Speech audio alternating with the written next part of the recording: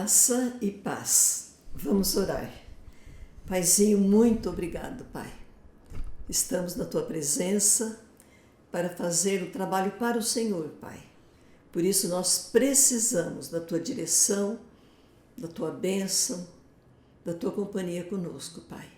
E pedimos que todas as pessoas envolvidas conosco possam ser grandemente abençoadas. Em nome de Jesus.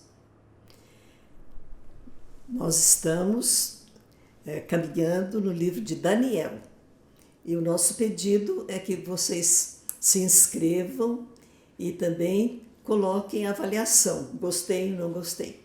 Isso ajuda muito o nosso trabalho. Muito obrigada. Daniel é o último livro do grupo de profetas maiores.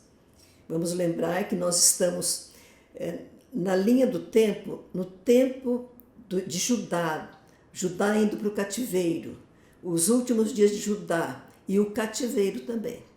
Nós começamos vendo Daniel, ele é um livro que do capítulo 1 até o 6, ele vai falar, é a história, os acontecimentos de Daniel e os seus amigos, seus companheiros, no reino de Nabucodonosor. Eles eram serviçais do rei, foram preparados para isso, para servirem o rei Nabucodonosor. E nós vemos então da estátua de ouro que Nabucodonosor sonhou e a interpretação que foi dada. Vamos lembrar também que o livro de Daniel, ele ali naquela corte, como escravo, Deus tinha um papel especial para eles. Era mostrar que Deus é soberano. Deus governa as nações, Deus governa a história. Então, naquela estátua do Nabucodonosor, já falou sobre os reinos que haveriam de passar ainda. Daniel estava no primeiro reino, que era da Babilônia, mas já foi falado para ele, naquela estátua, que teriam os outros reinos, a Média Pérsia, a Grécia e Roma. E então nós estamos caminhando, hoje nós vamos ver, é interessante o capítulo 4 de Daniel, porque ele está na primeira pessoa, mas quem está contando é o Nabucodonosor, o rei da Babilônia. Então, é como se fosse um depoimento dele.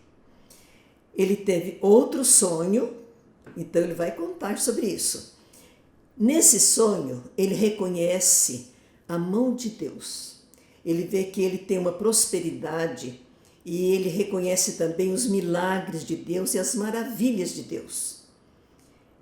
Mas ele queria que eles interpretassem. Então, toda vez que ele precisava, então chamava os magos, encantadores, os que viam os astros, os astrólogos, os sábios, todos eles eram convocados. Mas os sábios, mais uma vez, não conseguiram explicar o sonho. Dessa vez ele sabe o sonho. Então, ele chamou quem? Beltesazar, que era o nome de Daniel lá na Babilônia, o novo nome que ele ganhou, Beltesazar, que Bel era o deus, então era o príncipe de Bel. E ele então chama o Daniel para interpretar o sonho que ele teve. Ele disse, o nome dele é honra ao meu Deus. Esse é o que Nabucodonosor está dizendo.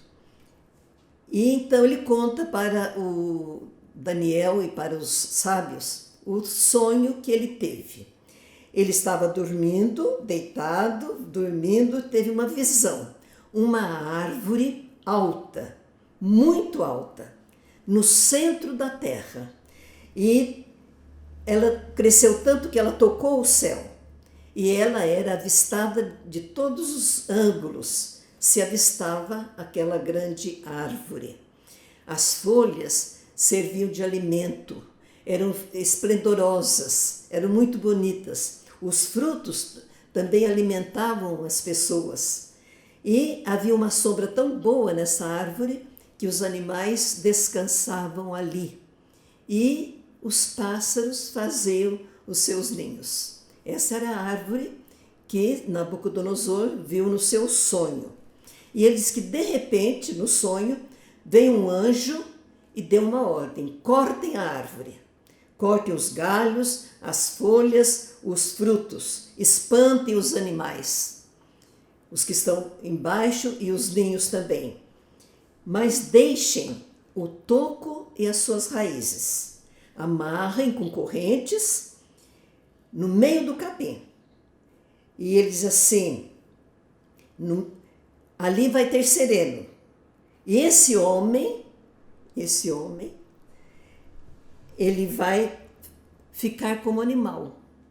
Ele vai perder o juízo. Ele pensará como animal. E vão passar 7 anos. Era uma sentença dos anjos que vigiam o céu. Isso o anjo está dizendo para o Nabucodonosor. Para que todos saibam que o Deus Altíssimo domina todos os reinos. Ele dá os reinos para quem ele quiser. Então, o Nabucodonosor pede para o Daniel interpretar o sonho. Então, Daniel vai explicar o sonho. A árvore é o Senhor, é o rei Nabucodonosor.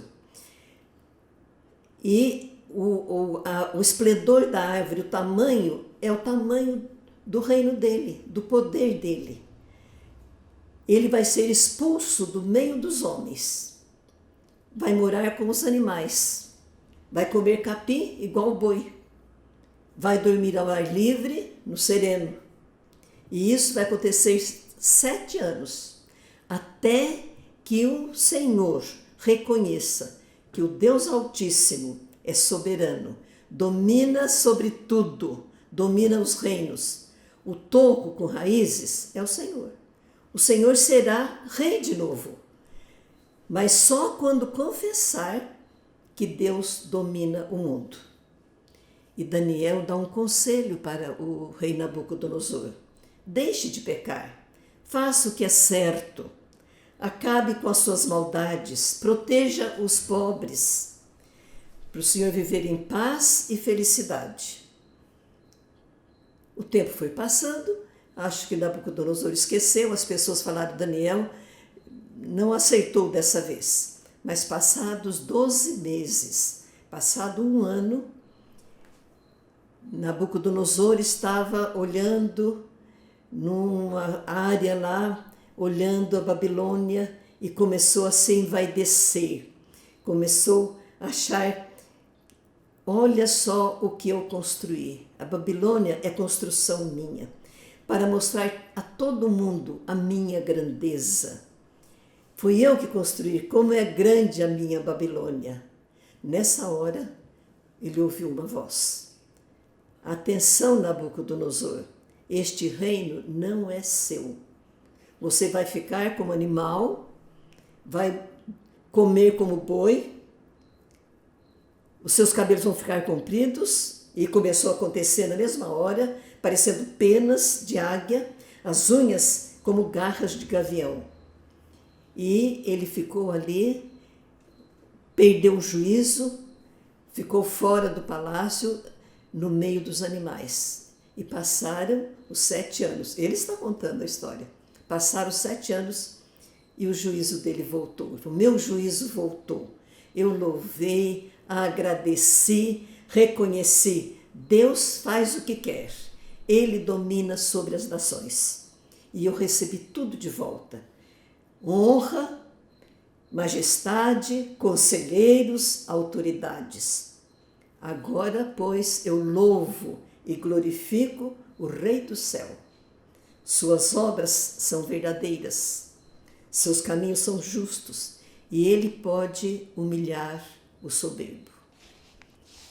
Daniel estava ali para testemunhar a soberania de Deus, o amor de Deus. E este rei está recebendo essa influência. No capítulo 5, nós vamos pensar assim, lembrar. O rei Nabucodonosor, depois tem o Belsazar, rei Belsazar, o rei Abonido, que é pai dele, nem aparece na Bíblia, mas o segundo então é Belsazar, Daniel é Beltesazar, ele é Belsazar. Depois tem o Dario e o Ciro. Nesses reinados, o Daniel está ali servindo o rei e servindo ao Deus Altíssimo. Então, o rei Belsazar, ele exercia as funções com o pai dele, que era o rei Nabonido. Então, eles governavam juntos, por isso que aparece só na Bíblia o Belsazar. O Belsazar resolveu dar um banquete para 1000 convidados, e muito vinho, muita comida. E, depois de muito vinho, de muita alegria, ele teve uma lembrança de usar os copos de ouro que estavam lá, que o rei Nabucodonosor trouxe de Jerusalém, do templo de Jerusalém, para a Babilônia. Então o rei mandou buscar os copos de ouro e ali eles foram bebendo mais vinho e adorando os deuses que eles tinham, de ouro, de prata, de madeira, e aquela festa, e todo mundo já muito alegre por causa do vinho. De repente, aparece numa parede uma mão escrevendo algumas palavras. A parede branca e aquela mão escrevendo, e palavras que eles não entendiam. O rei começou a tremer de medo, todo mundo apavorado com aquilo. Chamaram os sábios, os astrólogos, os adivinhos, e ninguém conseguia saber o que está escrito aí.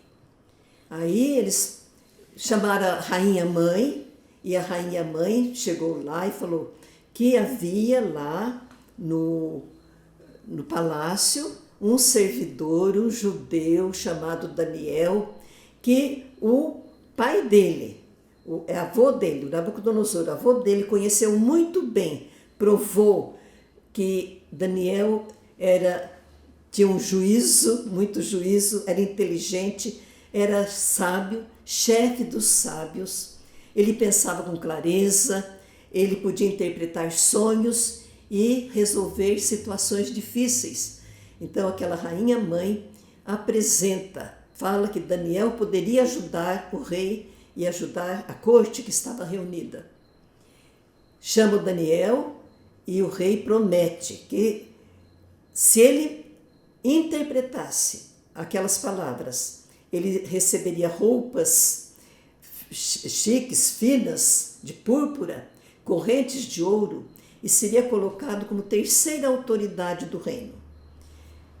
Daniel chega, ele diz que não precisa dos presentes, mas que ele ia interpretar aquelas palavras para o rei. E quando ele chega, ele fala para o rei: Deus deu poder para o seu pai, mas ele ficou vaidoso, teimoso, perdeu a glória e o juízo. E o Senhor sabia de tudo, rei Belsazar, mas o Senhor não se impressionou. O Senhor não foi humilde diante de Deus, não aproveitou a lição que o seu avô recebeu. E agora, nesse banquete, o Senhor deu glória a todos os deuses e ao seu poder, mas a Deus você não deu glória. Então Deus mandou escrever estas palavras. As palavras dizem assim: Mene, Tekel, Peres. Mene quer dizer Deus contou os dias do seu reinado e resolveu terminá-lo. Tekel, o Senhor rei foi pesado na balança e foi achado fraco. E Peres, o seu reino vai ser dividido entre os medos e os persas. E foi registrado por Daniel. O rei deu o prometido para Daniel, e ele então vai servir também este rei a roupa de púrpura, as correntes de ouro e a autoridade, terceira posição no reino. E naquela noite, Belsazar foi morto. Os medo-persas invadiram e o reino saiu da Babilônia para os persas. E o livro de Daniel continua contando essas experiências maravilhosas. No capítulo 6 é o Daniel na cova dos leões. Muita gente conhece essa história. A gente, quando era criança, e as crianças que são ensinadas na Bíblia, conhecem muito bem esta história de Daniel na cova dos leões. Agora é o rei Dario, já não é mais o Belsazar da Babilônia, agora é o Dario, o Medo-Persa, já é aquele outro reino que apareceu lá na estátua.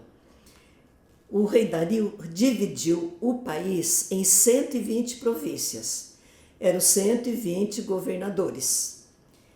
Para tomar conta dos 120 governadores, 3 ministros.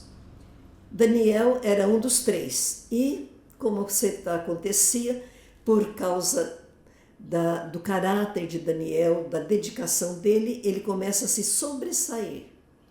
E os outros ministros e os governadores começam a ter inveja de Daniel e procuram acusá-lo de alguma coisa. Ficam observando a vida dele e chegaram à conclusão: ele tem o espírito dos deuses, ele tem caráter, ele é honesto, ele é direito. Nós não vamos conseguir nada contra ele. Nós vamos ter que armar alguma coisa para pegar o Daniel. Então se reuniram todas as autoridades, os ministros, governadores, prefeitos, autoridades, e foram falar com o rei. E propuseram ao rei um decreto, que ele assinasse um decreto falando que em 30 dias, no reino dele, ninguém poderia pedir nada a outro Deus. Tinha que pedir só para o rei. E quem desobedecesse seria jogado na cova dos leões. Bom, a Bíblia diz que Daniel tinha um costume, todos os dias, 3 vezes, de manhã, de tarde e de noite. Ele se ajoelhava na janela da casa dele, olhando para Jerusalém, e ele agradecia a Deus, e ele louvava a Deus, e ele pedia por Jerusalém, todos os dias. Era isso que dava o espírito excelente, espírito dos deuses, que eles admiravam tanto em Daniel. Daniel soube do decreto e os ministros que foram lá falar com o rei falaram: o senhor tem que assinar o decreto. Então assinou e publicou. E o Daniel continuou com a vida dele, fazendo as orações, e eles foram falar para o rei: o senhor fez um decreto e tem gente que está desobedecendo. Quem é? É Daniel. O rei ficou muito triste, o rei gostava de Daniel. E o rei fez tudo para desfazer aquele decreto. Mas pela lei dos medo-persas, um decreto assinado pelo rei não poderia voltar atrás. Então, o Daniel foi condenado à cova dos leões. E o rei falou para ele: tomara, será que o seu Deus não vai te libertar? E a Bíblia conta que o rei, naquela noite, ele não comeu, ele não se divertiu, ele não dormiu, porque ele estava preocupado com o Daniel. De manhãzinha, ele correu lá: Daniel, será que o teu Deus te livrou? Então Daniel falou: viva, ó rei, o meu Deus mandou um anjo dele e os leões não me prejudicaram. Porque Deus sabe que eu sou inocente diante do Senhor e diante dele. O rei ficou muito feliz, mandou tirar o Daniel da cova dos leões, mandou jogar, ele percebeu que foi uma armadilha contra o Daniel, mandou que os que o acusaram fossem jogados na cova dos leões e foram estraçalhados na hora. E o rei fez uma carta aos povos, nações, raças e línguas: felicidade e paz. Ordeno que todos respeitem e honrem o Deus de Daniel. Ele vive para sempre. O seu poder não tem fim. Ele socorre e salva. Faz milagres e maravilhas. Ele quem salvou Daniel das garras dos leões. Daniel continuou ali durante o reinado de Belsazar, depois no reinado de Ciro, da Pérsia. Ele serviu a Deus ali. Jeremias em Jerusalém, Ezequiel no meio dos cativos da Babilônia e Daniel lá no palácio dos reis da Babilônia e agora os reis da Pérsia e Média. Ele fez o trabalho dele e ele deixou para nós um legado maravilhoso de vida dedicada a Deus e útil para o reino de Deus. Que Deus nos abençoe.